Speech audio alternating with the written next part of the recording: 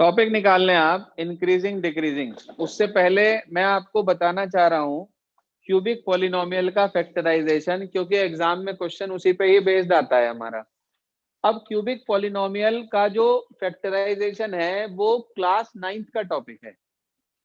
कुछ बच्चों को हो सकता है याद हो, हिट एंड ट्रायल मेथड से पढ़ाया जाता था कि first you put 1, then you put -1, then you put 2, then -2, 3, -3, जिससे भी जीरो मिल जाता है वहीं रुक जाते हैं और अकॉर्डिंगली फैक्टर निकाल लेते हैं। मान लीजिए मैंने आपके सामने लिख दिया, एक पॉलिनोमियल ले लेते हैं कोई भी, कि px इज इक्वल टू, ये मतलब इंक्रीजिंग डिक्रीजिंग के कुछ क्वेश्चन में इसका यूज है, इस वजह से मैं आपको ये समझा रहा हूं। x³ - 7x + 6 लिखा है, मान लीजिए x³ + 7x + 6 लिखा है हमारे पास, और हम चाह रहे इसको जो है फैक्टराइज करना। अब इसे फैक्टराइज करने का तरीका जो है, कुछ बच्चे क्या दिमाग लगाते हैं, कहने लगे भाई 6 + 1 7 बन रहा। अरे भाई 7 तो जब बनता जब यहाँ पावर जो है 2 होती, मिडिल टर्म स्प्लिटिंग तो तब लगाते ना जब यहाँ 2 पावर होती क्यूब की जगह पे। तो अगर आप इसे ब्रेक भी करोगे तो भी ये प्रॉपर ब्रेक नहीं होगा, ये क्यूबिक, क्योंकि ये क्यूबिक पॉलिनोमियल है। और क्यूबिक पॉलिनोमियल को फैक्टराइज करने का वही तरीका है कि 1 पुट करो, -1 पुट करो, इससे निकालो। अब मैंने इसमें 1 रख के देखा तो 0 आ रहा है, बिल्कुल इसका मतलब। तो हम ये कह सकते हैं it implies x - 1 is a factor. वो 9th वाला पूरा काम नहीं करके दिखाना, 0 रख के दिखा रहे, फैक्टर निकाल रहे, कुछ नहीं, सीधा x - 1 इसका फैक्टर हो गया। आप क्या करेंगे, x - 1 तो एक आ गया, इस पूरे पॉलिनोमियल को x - 1 से डिवाइड करो। करो डिवाइड, आपको आता है डिवाइड करना पॉलिनोमियल को पॉलिनोमियल से। x³ - 7x + 6 को x - 1 से डिवाइड करो और मुझे बताओ क्वेश्चन कितना आया। रिमाइंडर तो 100% जो है 0 आएगा, because it is a factor and you will get reminder 0। Question क्या आया ये बता दीजिए। x² + x - 6, ये आ गया। अब आगे का तो सिंपल हो गया, 6 के ऐसे फैक्टर बनाने हैं आपको, ऐसा पेयर बनाना है, माइनस करके 1 आए तो 3 और 2 बन गया हमारे पास 3x - 2x। अब इसको सिंपल फैक्टराइजेशन आप कर सकते हैं आगे, तो ये आ गया, यहाँ पे बना प्लस के 3x माइनस का 2x, तो एक फैक्टर तो x + 3 और एक फैक्टर x - 2, तो ये तीनों फैक्टर आपके पास तैयार हो गए। याद आ गया क्यूबिक पॉलिनोमियल का फैक्टराइजेशन, सबको क्लियर हो गया? चैट बॉक्स में मैसेज डाल दे भाई ऑनलाइन वाले, आप लोगों को क्लियर है ऑफलाइन सबको क्यूबिक का फैक्टराइजेशन कैसे करते हैं? ये पुराना काम है, मैंने यहाँ कुछ भी नया नहीं बताया आपको। अब हम चलते हैं इंक्रीजिंग डिक्रीजिंग के टॉपिक की तरफ कि इंक्रीजिंग डिक्रीजिंग में करते क्या है। फंक्शन इंक्रीजिंग कब कहलाता है, डिक्रीजिंग कब कहलाता है? देखो पहले मैं आपको इसे ग्राफिकली बता रहा हूँ, 1 मिनट। मान लीजिए कहीं पे आपके पास डिफरेंशिएशन आपने निकाला, वो इस तरीके से जा रहा है अपवर्ड, ठीक है जी, मतलब पॉजिटिव डायरेक्शन में जा रहा है, और बाद में ऐसे डाउनवर्ड जा रहा है, ठीक है जी, इस तरीके से जा रहा है। अगर ऊपर की तरफ जा रहा है तो ये इंक्रीजिंग कहलाता है, नीचे की तरफ जा रहा है तो ये डिक्रीजिंग कहलाता है, ठीक है जी। और दूसरी बात, ये जो पीक पॉइंट बनता है ना, ये हमारा अगला टॉपिक शो करता है, जिसे हम मैक्सिमा मिनिमा कहते हैं। अगर किसी फंक्शन के अंदर एक पार्ट उसका इंक्रीजिंग और किसी पॉइंट के बाद वो डिक्रीजिंग जा रहा है, तो उस पर्टिकुलर पॉइंट पे मैक्सिमा का पॉइंट हमारे पास बन जाता है। तो डेरिवेटिव को आपको चेक करना है कि वो पॉजिटिव दे रहा है या नेगेटिव दे रहा है। पॉजिटिव मतलब इंक्रीजिंग, नेगेटिव मतलब डिक्रीजिंग। कैसे, क्या फंडामेंटल है, काम कैसे करते हैं इसके ऊपर हम वो समझिए, इंक्रीजिंग डिक्रीजिंग के ऊपर वर्क कैसे करते हैं।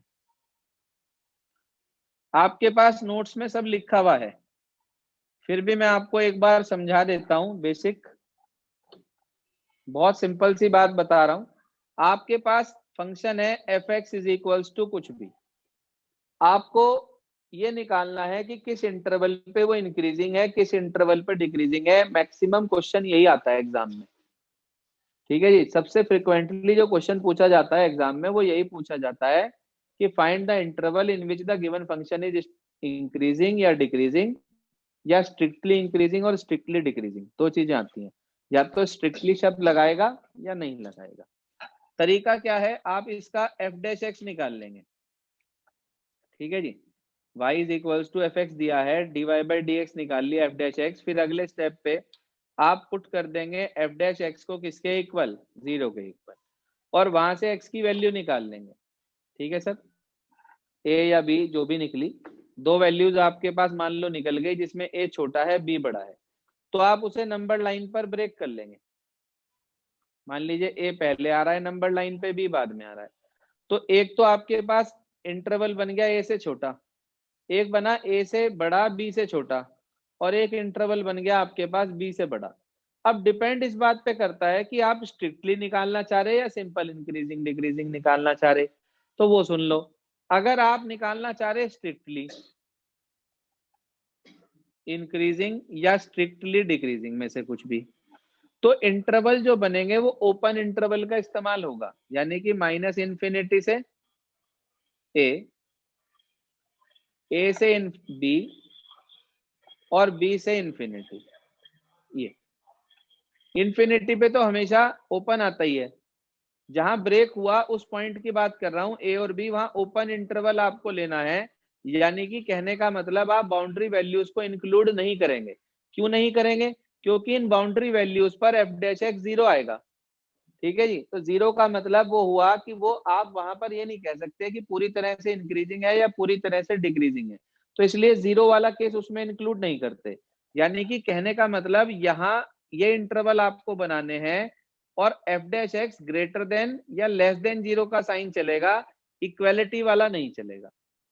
ये तरीका होता है। तो आपके पास इंटरवल अगर स्ट्रिक्टली के हैं तो इस फॉर्मेट में बनेंगे, और अगर सिर्फ इंक्रीजिंग या डिक्रीजिंग के हैं, आपके पास लिखा हुआ है सब कुछ कॉपी में,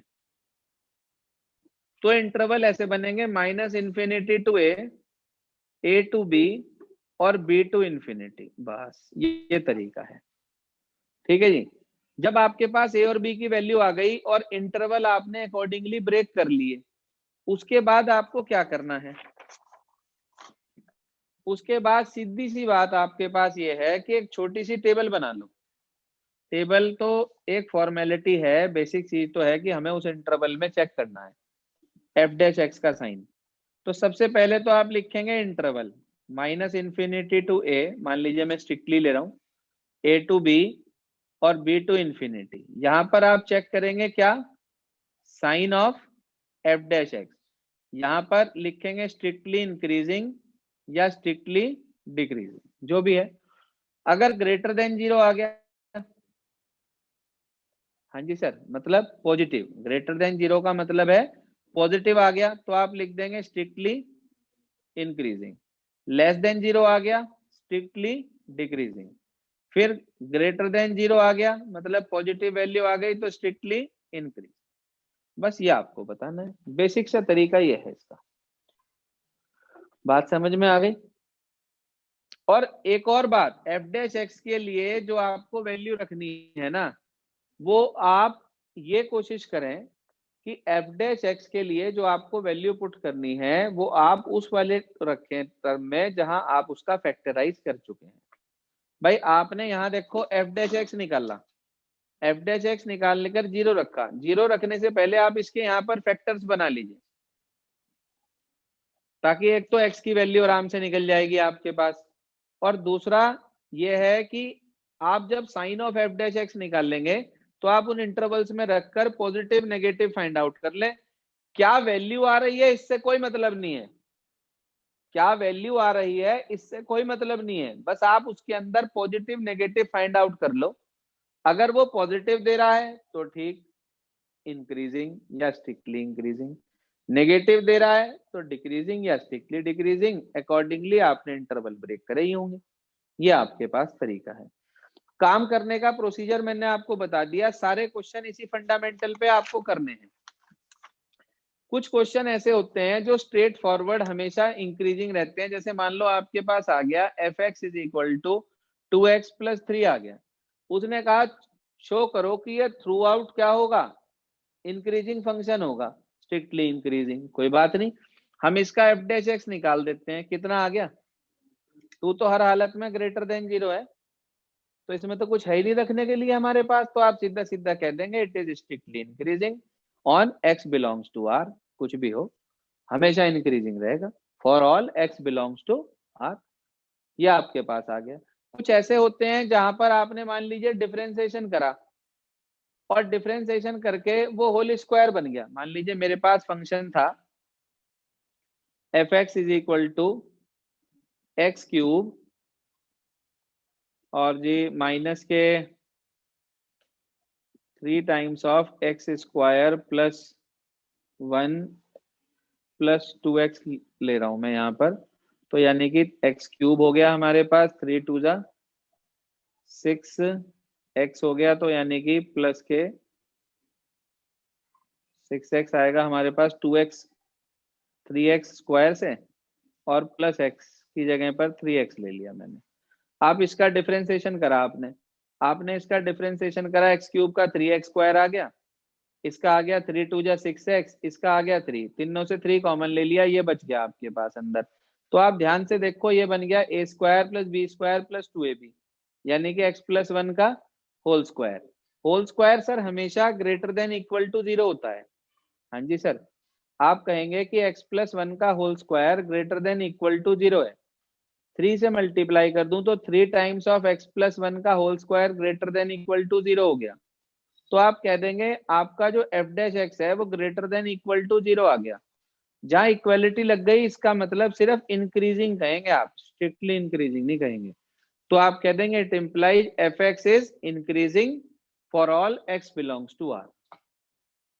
इस तरह के क्वेश्चन तो ऐसे होंगे जहां होल स्क्वायर बन गया या सिंपल आपके पास कोई पॉजिटिव या नेगेटिव वैल्यू आ गई, वो तो इस तरीके से होंगे। बाकी सबका फंडामेंटल मैंने आपको बता ही दिया। कुछ ट्रिग्नोमेट्री वाले आ जाते हैं, मान लीजिए आपके पास आ गया function f(x) is equal to cos x, ठीक है जी, f(x) इज इक्वल टू क्या आ गया cos x, और आपको चेक करना है या कह लो शो करना है जो भी कि 0 से पाई तक ये कैसा फंक्शन होगा, 0 से लेकर पाई तक कैसा फंक्शन होगा हमें नहीं पता भाई। हमने इसका डिफरेंशिएशन कर दिया, f डैश x निकाल दिया, क्या बैठेगा माइनस साइन एक्स। माइनस अब आप साइन एक्स के बारे में क्या जानते हैं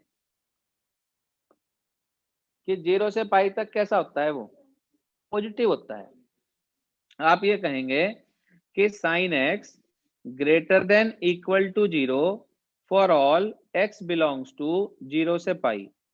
अगर यहाँ पर इक्वेलिटी ना होती, मतलब ओपन इंटरवल होता हमारे पास, तो सिर्फ यहाँ पे ग्रेटर देन 0 आता, क्योंकि 0 आ ही नहीं सकता था भाई। 0 तो या तो साइन 0 पे होता है या 180 पे होता है, तो दोनों पे 0 ना आता। लेकिन क्योंकि 0 भी इंक्लूडेड है, पाई भी इंक्लूडेड है, तो 0 से पाई पर sine X greater than equal to 0 हो गया। क्या ये हमारा f डैश एक्स है? नहीं, ये हमारा f डैश एक्स नहीं है। तो हमने क्या करा, माइनस से मल्टीप्लाई कर दी, माइनस साइन एक्स, ये साइन पलट जाएगा, लास्ट ईयर पढ़ा था आपने ये बात। तो आपका f डैश एक्स कैसा आ गया, लेस देन इक्वल टू 0। तो आप ये कहेंगे इसका मतलब f(x) इज डिक्रीजिंग फंक्शन। कहां पे, for all x belongs to 0 से पाई। ये तरीका होता है जी। तो ये तो हुए ट्रिग्नोमेट्री वाले, ये कांस्टेंट मिले जहां आपको, ये जहां पे आपको होल स्क्वायर मिल जाए वो वाले। तो कहने का मतलब ये हुआ कि ये तो आपके पास जो स्ट्रेट फॉरवर्ड होने वाले हैं। बाकी के अंदर क्यूबिक पॉलिनोमियल जो मैंने आपको फंडामेंटल अभी बताया कि डिफरेंशिएशन करो, फैक्टराइज करो, 0 के इक्वल पुट करके x की वैल्यू निकाल लो, इंटरवल ब्रेक कर दो, और after breaking the interval you have to check the value of f dash x। कुछ बच्चे कहते हैं सर कैसे, वैल्यू चेक का मतलब क्या है? अरे भाई वैल्यू चेक का मतलब ये है कि इस इंटरवल के बीच में से कोई भी एक वैल्यू ले लो, कोई भी, उसे उठा के f डैश एक्स में रख दो और वहां से उसका साइन पता कर लो।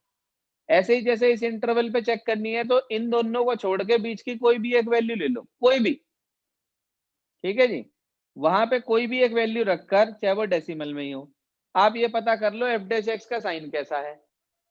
रखना f डैश एक्स में है, एफ एक्स में ना रख देना गलती से, एफ डैश एक्स में रख के साइन पता कर लो पॉजिटिव है या नेगेटिव है, और अकॉर्डिंगली आपको इंक्रीजिंग डिक्रीजिंग या स्ट्रिक्टली इंक्रीजिंग स्ट्रिक्टली डिक्रीजिंग मिल जाएगा। आपको करना क्या है वो अपने पास नोट कर लें जरा पहले। आप जो 3 क्वेश्चन हमारे पेंडिंग है और डिफरेंशिएशन के, वो आज नहीं ले रहा हूं, परसों लूंगा। नोट कर लें होमवर्क में करना क्या क्या है आपको। एक तो एक्सरसाइज नंबर 6.2 में एग्जाम्पल नंबर 7 से है मेरे ख्याल से, हाँ बिल्कुल ठीक, 7 से 13 तक के तो एग्जाम्पल ट्राई करने हैं। एग्जाम्पल 7 टू एग्जाम्पल 13, और क्वेश्चन नंबर आपको करने हैं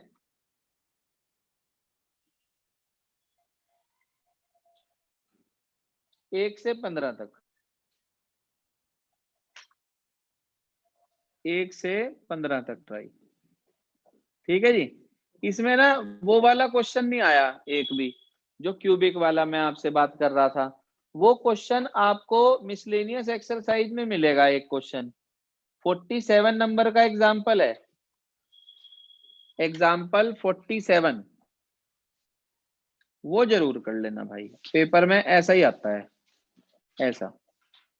तो कोई एक एक स्टूडेंट बॉयज गर्ल्स ग्रुप में से होमवर्क डाल दे ग्रुप पर कि 6.2 में एग्जाम्पल 7 से 13 तक करने हैं, और एक्सरसाइज में क्वेश्चन नंबर 1 से 15 तक और एग्जाम्पल नंबर 47। आज का और कल का काम है ये मिला के, परसों मुलाकात करेंगे आपसे। ओके जी।